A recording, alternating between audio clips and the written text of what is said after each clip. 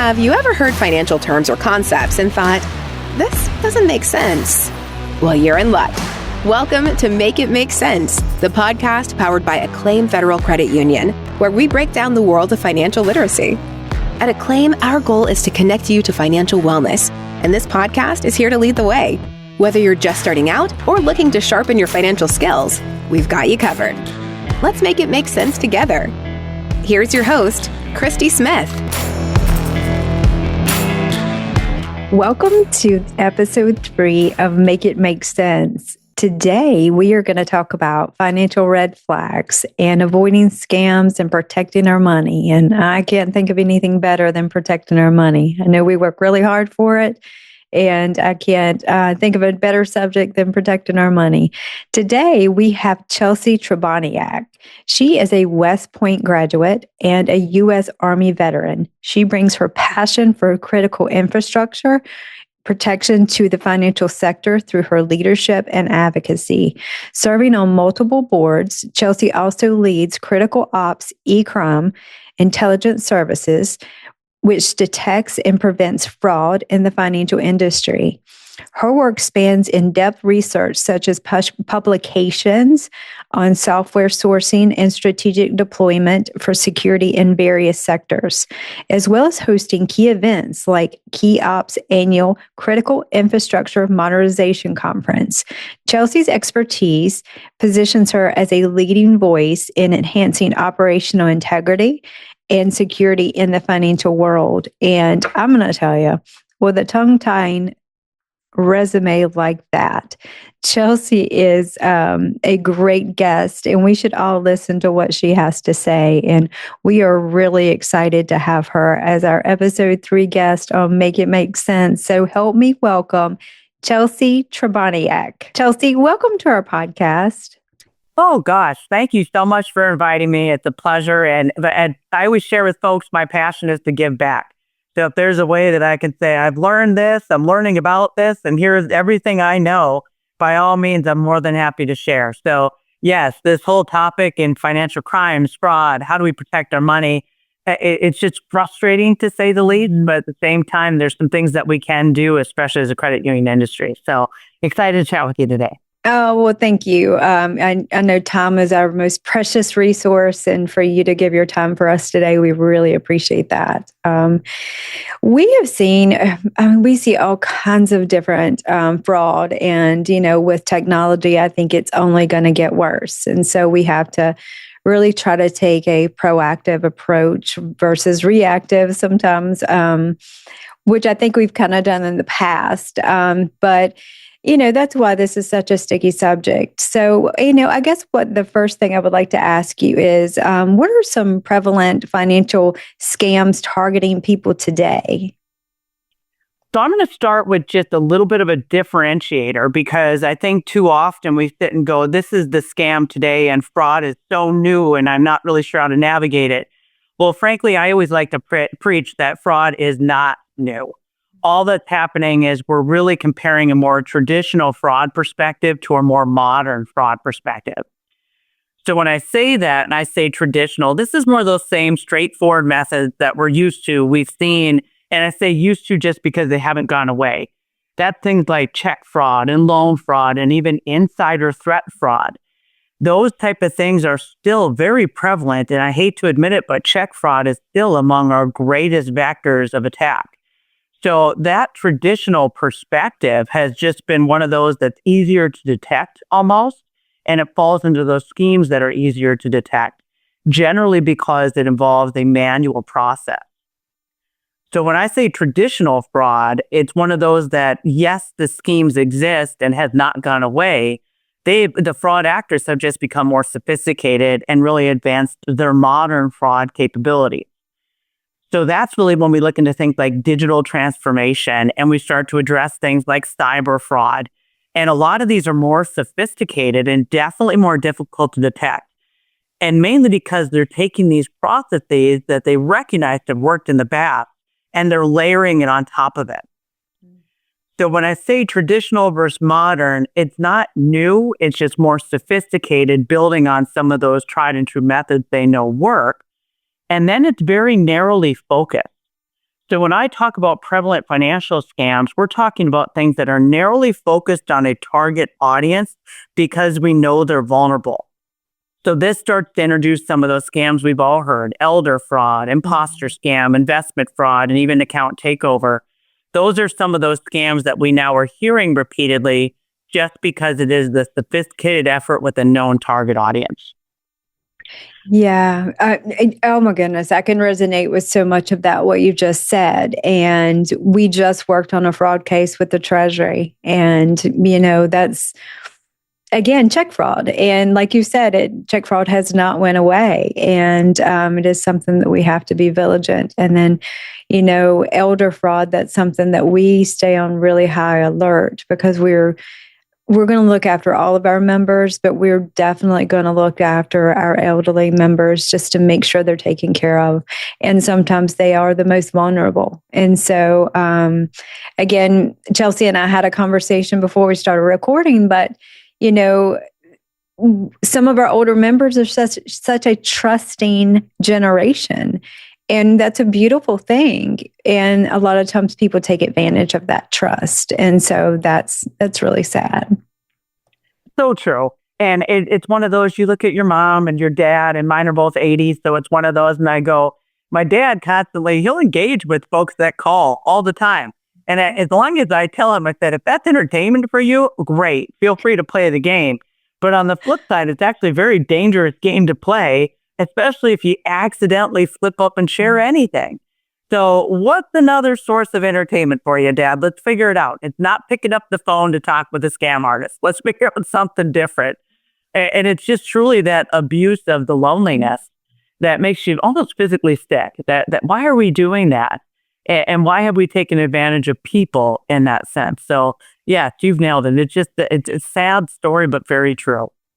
Yeah, we had a representative come out from in our area. It was the Greensboro Family Justice Center. And basically, they just talked about elder abuse and, the things that are going on in our area. And it's something we really try to keep our staff up to date on, just of things to watch out for. And it was just hearing some of those stories, we were all just sick. I mean, we just couldn't believe it because, some of the ways we didn't even think that someone could be defrauded. I mean, it's just really sad.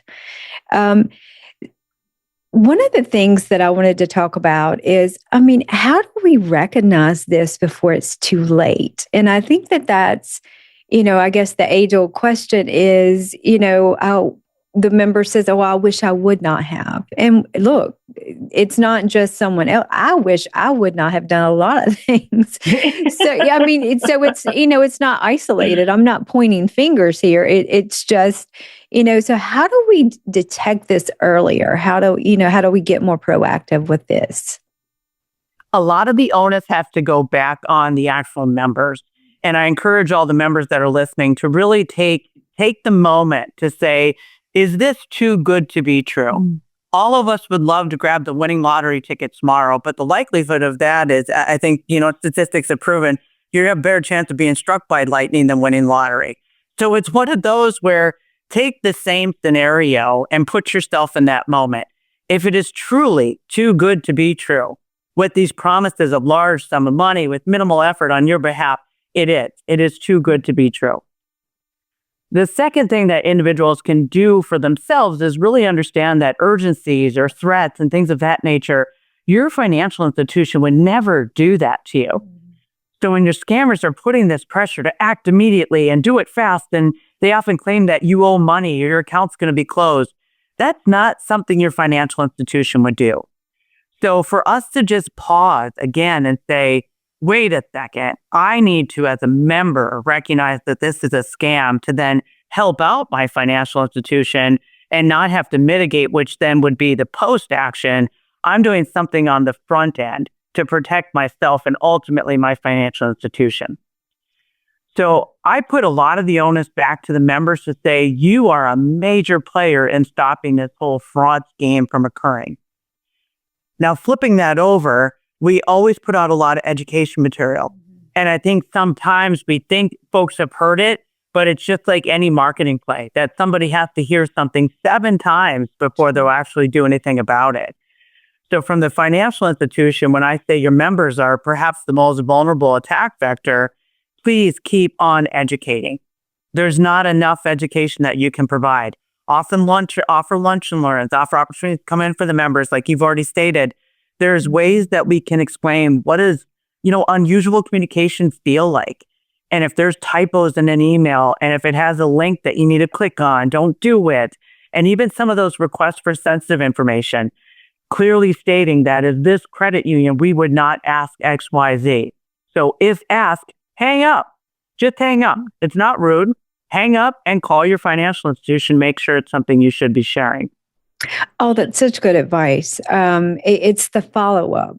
It's when something just doesn't quite feel right, hang up and call your financial institution at the number you always call them and ask the question, did you call? And I think that's such good advice for us, is just the follow-up. And I say it a lot. If it feels too good to be true, it's probably too good to be true. We've said that more than once. And I do think that sometimes, especially with inflation and people getting in situations and they're just trying to do their best in the world. And they're like, oh, well, this is a great opportunity. I won this, it's an answer to my prayer. Mm-hmm. And I think that's a vulnerability too, they're taking advantage of people that, are just trying to make it in life. So, I think that that's good. Making sure that you follow up. We are very clear in the communication that our credit union is going to give to our members. And so they know we're not going to contact you in these forms. And if you get that contact, you call us, because, it's just making sure that we tell them you have to follow up. And so I think that is really good advice. And I really appreciate that. What strategies can people employ to better protect their identities and financial accounts online? We get this so much. And it is just amazing to me. And again, it goes back to the trust of, I'm going to help you if you give me this. Mm-hmm. And then all of a sudden it's an account takeover, or we were having to undo a lot of things that have been done. And so that can be a mess. Right. So I'm going to go down a couple different paths on this, because speaking where on the previous question, what can we do as a membership to recognize a scam before it's too late? That's kind of the angle I took with the last question. So I'm going to flip this now back over to the credit union a little bit and speak to both, in that the membership and the credit union, slow down. And literally, I say that with a sincere passion, in that we've created a now society with everything being at our fingertips, the click of a button and the convenient self. What we've caused is almost the seesaw effect, where convenience is on the rise, but then security goes down because we don't want to create unnecessary friction. I'm going to take your point from the beginning. Time is our most precious resource. So use it wisely. Slowing down for that just 30 seconds to a minute is going to save you a world of hurt and pain trying to recover your own identity, which is more hours than I can count. Yeah. So it's one of those where just slowing down is applicable to both the membership and the credit union. Now, the credit union side, there's a lot we can do, and just really take our pride almost and put it in line with the double check. In that, again, we too feel pressure to perform faster and with customer service and a lot of membership driving actions. Just go to your colleague, and if something seems a little fishy, take a step back, have your colleague look at it. That would be great. And if it seems like it's, again, too good to be true on your front, but you can't quite catch it, at that point, as credit unions, we need to have safe reporting channels. Because if something doesn't feel right, and if we've inconvenienced the member even slightly, that safe reporting channel at least allows the teller or whoever is the frontline servicing agent to be able to do something about it without feeling threatened as if they're going to lose that membership because of an action they've taken. So those two bits I want to say speak to the membership as well as the credit union.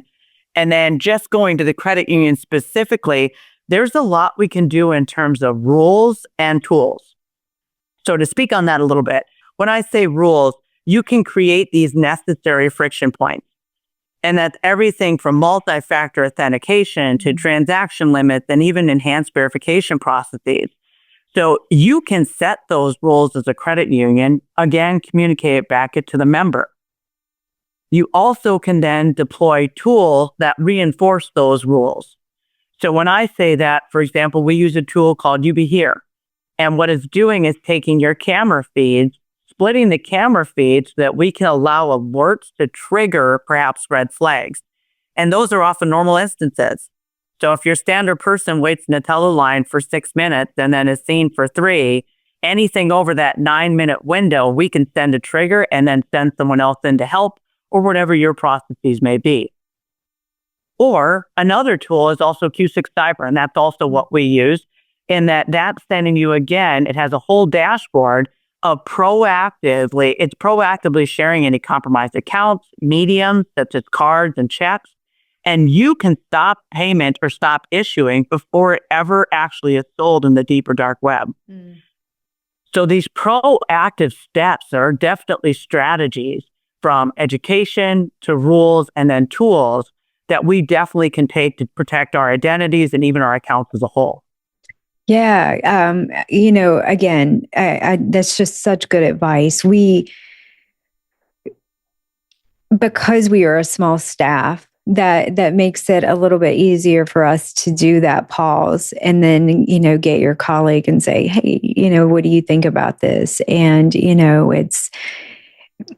they'll get me involved if I need to. And, what do you think? But, I'm with you. I would rather pause and explain to the member that I'm trying to protect their money and maybe, have to calm them down than to make a mistake. And it'd be something that, it's hard to unwind at that point. And so I think that that's really good advice. It's so much and it's so vast that we see so much of it. We get tons of fraud alerts that we send out. The thing that I love about the credit union movement and industry is, we share. And so if they've seen something at this credit union down the road, they'll say, hey, watch out for this, and I think that those things are extremely helpful for us because it then we can try to make a plan for proactively not, taking that type of check or whatever it may be. But I do think that I love the collaborative spirit of the credit union, but I also love that you talked about some of those tools that we can do. MFA has been wonderful for me. It does make me feel safer. I know that there are fraudsters out there that can probably do something with that one day, but it has made me feel, much better that I have to go through so many steps to get to where I need to be, and I feel more protected. So those are really good things to put in place. It's that necessary friction. And I tell folks that all the time, that just because somebody does it faster and creates that convenience, it doesn't necessarily mean that they're not getting hit and then exponentially more than you.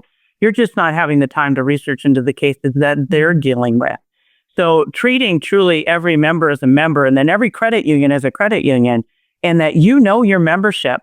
And some great advice I was given just a few weeks ago, ironically, was if you did the calculation to know the average age of your member, at that point, you can cater your awareness campaigns around that average age and the type of the things that we're seeing in that average age group.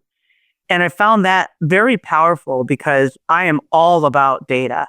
Data can tell you a million things, and then the analysis and then even trajectories it's traveling on, what you can do with it. So that little data point in terms of saying my average age of my credit union member is 62 and resides in this community, how do I then target them with the good stuff and make sure that they get the information they need and are aware of the different scams and tactics that exist just specific to them? Okay, I'm writing that down. So perfect. Yeah. That is really good. And my brain's ticking. I'm thinking, oh, that's really good. Because we plan to have some lunch and learns and some things this year for our membership. And, you're right. Looking at that target age and then catering to that. I think that that's fantastic. I'm really excited about doing that now. So thank you for throwing that in. That's good. It's really good. I'm sure then lean on your marketing team. Have them do a little marketing project. and they can give you that demographic very quickly. So yeah, please. Well, we actually keep up with our average age, but I've never thought of catering, an event around that age and what they're having to deal with. So, I mean, that is really good. So thank you for that. That might be one of our first lunch and learns. So thank you for that. Can you share a story about a significant scam or a fraud case that imparts valuable lessons? So something that you've experienced or seen and you thought, man, we learned a lot from this. So I'm going to share a unique one, and it's not one that we haven't heard. And I say that because every fraud scenario is the worst fraud scenario. And I know I say that in that some are millions of dollars, the others are, like 500. But anytime you're taking down that path, the psychology behind it is so powerful. So generically speaking, I will say the psychology is really the significant lesson I have learned, and that has imparted a lot of valuable lessons for me. In that just the understanding of the fraud triangle, for example, these pressures combined with opportunity and rationalization, we all want to think that, say, a case of insider threat or insider fraud would never occur. So when we say these pressures, it's one of those where what pressure are we experiencing it, be it an insider or a member? And I'll say that we don't know those pressures, nor is everybody comfortable in explaining those pressures, nor do we want them to. When you come to work, let's get the job done. This isn't a counseling session. How do we get there and get it accomplished? So when those pressures become very real, and then the access is there, that can then be rationalized in terms of how it's just helping for the moment and it'll be repaid and twofold, you name it. So the psychology of the fraud triangle, whether or not you apply it to an insider or an external as a member, I find very powerful in all of these fraud schemes, because you can layer that on with some of those emotional drivers and even the cognitive biases that we always have, and that this would never happen to me.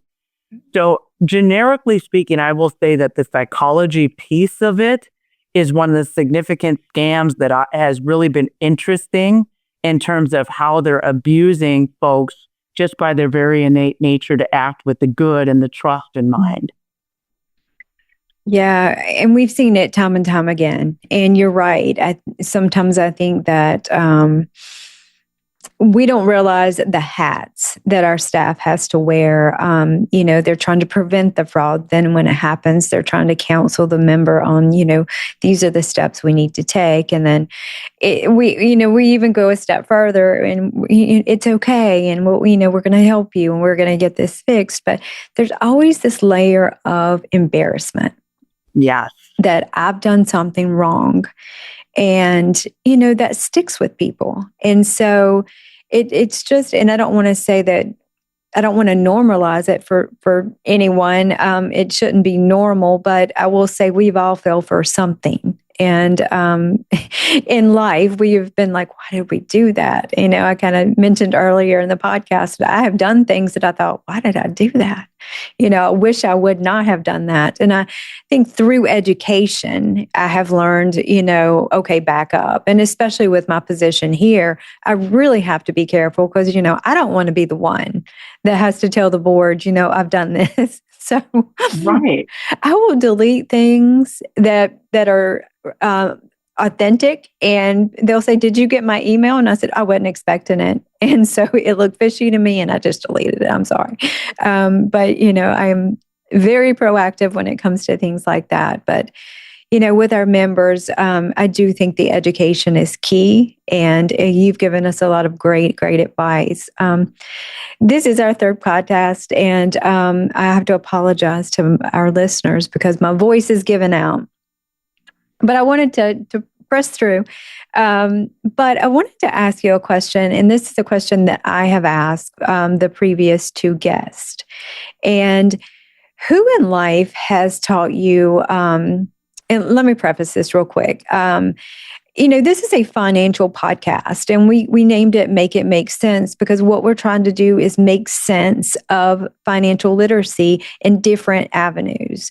Sometimes I think it's a scary word and people hear it and they're like, oh, that's too big. Like, I can't do that. And so what we're trying to do is give them tips and tricks to be able to apply to your life that it doesn't seem so hard. And so the question I want to ask, now I'll get to the question, who has influenced you in your life in a financial aspect that you thought, you know what, this person has made a meaningful impact in my life when it comes to financial literacy, or, even what we're talking about today with fraud, who has made that real investment in your life? My answer is so cliche, and I'm almost embarrassed to say, but my husband. So my husband, Chad, is truly a financial guru. And we always laugh because that should have been his walk of life, even though he does it on the daily basis. So to give a quick history, both my husband and I served in the military. So he's still in the Army. I went to West Point and then served for 6 years as a finance officer. So it was one of those where naturally understanding finance, operations, and transactions became something that I was so used to. So deploying to Afghanistan, which I deployed slightly before him, he met over in country. It was right during the downturn of the whole market in 2008. And it was one of those moments where I was so laser focused on the financial operation that I was managing. I wasn't actively paying attention on my own front on what was happening to our own stocks and investments. So I will say from a personal side and also the motivation that my husband's name is Chad, that's his sweet spot. And he's always had an ability to look at the personal finances, do the budget, and then allocate certain funds to, hey, we're going to go on a trip and we're probably going to spend a little bit more than we planned. Let's put this over here. That type of outlook in terms of what is the long-term forecast? How do we need to keep that in mind? What changes are happening in society? That grander vision that's almost 3 to 5 years out is always inspirational to me. Whereas I'm very much, I can tell you the cost of milk today, and we're going to make a transaction-based discussion. I've always valued his path and then also the wisdom he brings to the financial perspective, and then also shares with our children because he's very good at, we have 3 boys, at just saying, hey, do you really want that pack of cards, or maybe save it? It could go better use over here. So I'll give the shout out in a very cliche way to my husband. Oh, well, I'm going to tell you, my previous 2 guests, my first guest said his wife, and my second guest said her husband. So you are the third guest that said your spouse. And I'm going to continue to ask this question with every guest that we have, because I think that is beautiful that, you have true partnerships and that you both, my husband adds so much value to my life. And I would hope he would say the same about me. I'm not sure yet, but I think he would, but we balance each other out, and he gives me so much wisdom in certain areas. And so I think that that's beautiful. And I think, and I said during my last podcast, I think that gives us hope for, it's a whole new story of partnership and, and how we can feed off of each other and balance each other out, and we can teach each other different things. So I think that's great. And I'm going to continue this. Our trend is still the spouses. So how funny. That truly is a cool trend and a fun analysis. How long can that trend go? I don't know, but we're going to figure it out. I love it. Well, Chelsea, thank you so much for being with us today. I am truly grateful, and thank you for your service. And we value our veterans here, and we just appreciate you and everything that you do for our country and everything that you do for our financial industry. We just really appreciate you and your husband as well. But thank you. Thank you for taking your time to be with us today and for imparting your wisdom. And we are really excited for this podcast to air. Yeah, absolutely. My pleasure. And thank you again for having me. Oh, thank you. Have a great day. Likewise, you too. Thank you for listening. Please visit us at acclaimfcu.org for more valuable resources. Remember to click the follow or subscribe button to make sure you don't miss future episodes.